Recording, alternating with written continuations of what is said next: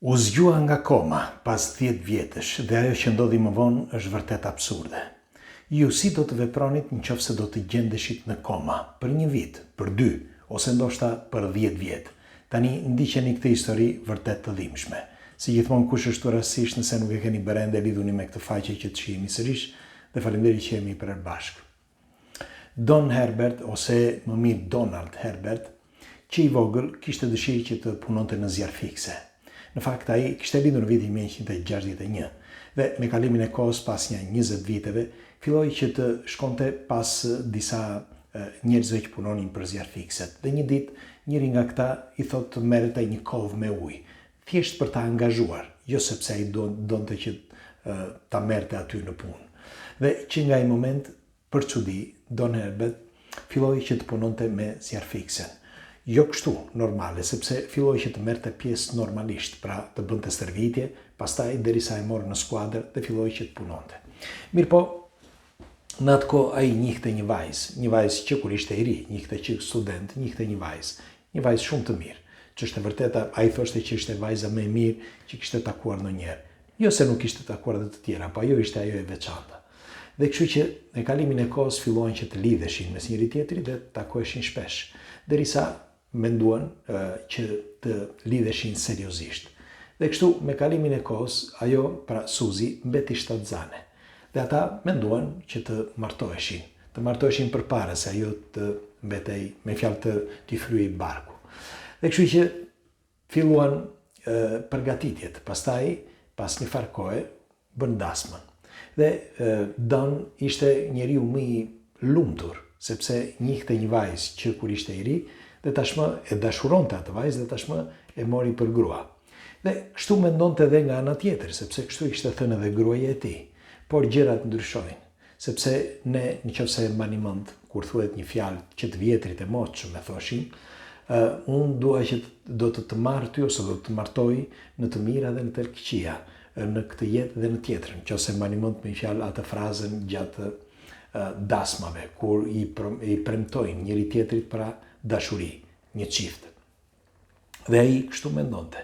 Në fakt, pas një farë kohe, gruaja e tij pati një ndërhyrje kirurgjikale, sepse kur lindi fëmia, djali i tij, ai aty kuptoi që ajo nuk kishte një gjendje që të bënte fëmijën në mënyrë natyrale. Dhe kështu që u detyruan që ta bënin me operacion. Në fakt, ai la 3 ditë punën derisa qëndronte aty, pra pranë gruas së tij. Dhe kur lindi djali, çdo gjë shkonte shkëlqyeshëm. Me kalimin e kohës ai ishte shumë i lidhur me djalin dhe shpeshherë fillonin që të loznin bashkë, që të vegjël, sepse djalit i pëlqente shumë ai si quhet ai, jo futboll, po ajo lojë amerikane që hedhin ato si quhen ato topat e golfit që i hedhin me dorë, që i kap tjetri me fjalë me shkop. Nuk e di si, unë nuk e duroj dot atë lojë sportit, më falni, por nuk e njoh fare. As nuk e di se si, kam dëgjuar një herë se si quhet dhe e kam shkruar një herë, por nuk e mbaj mend me pak fjalë. Dhe si përfundim, djali i tij mori pjesë në disa lojra, pra me fjalë të këtyre skuadrave të vogla, sepse ishte 6 vjeç në atë kohë.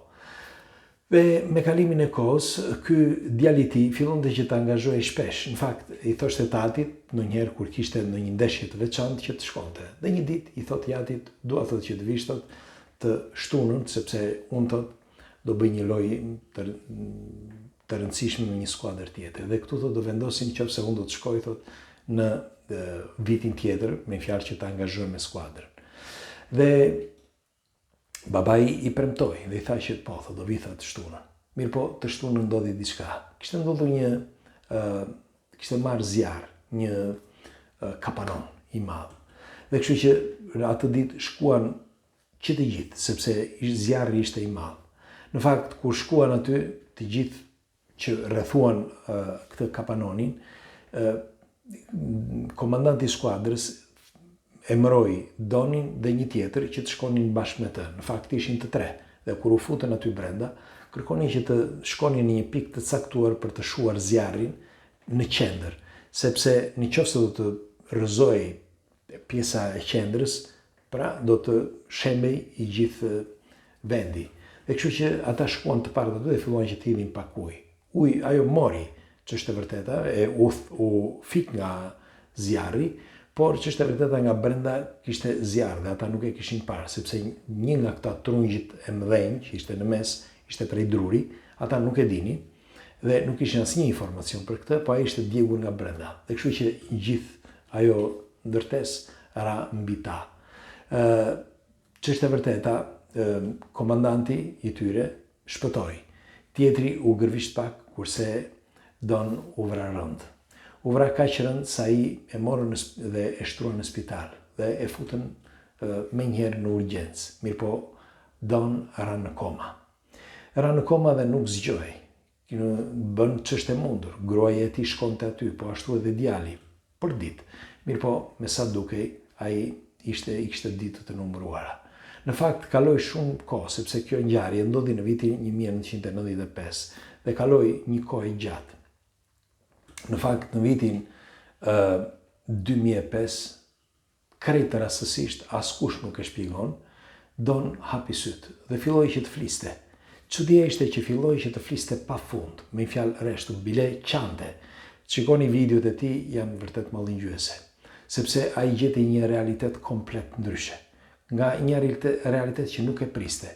Në vend që të kishte kurajo, sepse priste gruan e tij, priste fëmijën e tij që tashmë ishte bërë burr, sepse kishin kaluar 10 vjet, pra ishte bërë gjithë ai, por për më tepër ai nuk gjeti askënd përveç se një infermiereje.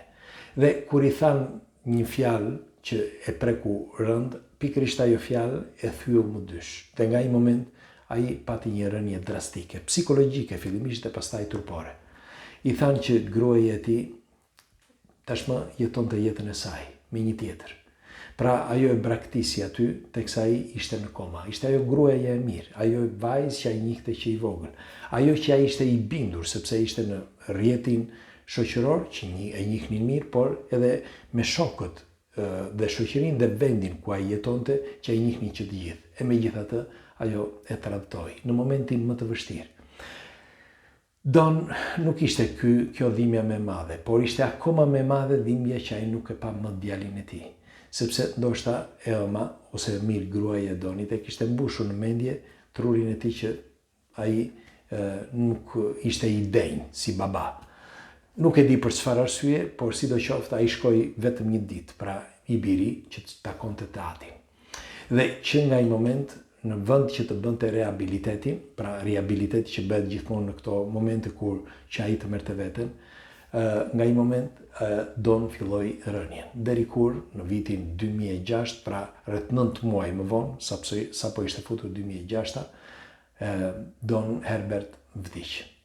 Vdiq dhe vdiq më shumë me breng dhe fjalët e tij të fundit ishin: pse më tradhtove? Dhe doja t'ju thoshe juve, çfarë ka në të vërtet jeta që jetojmë ne? Nuk ka asgjë më tepër se sa përveç se dashuri. Kështu që nëse nuk e dashurinë e duhur nga ana tjetër, ose ajo dashuri të ketë dashurinë tënde, atëherë s'ke asgjë.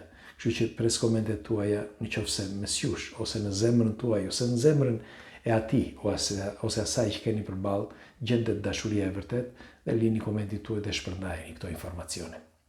Natën e mirë.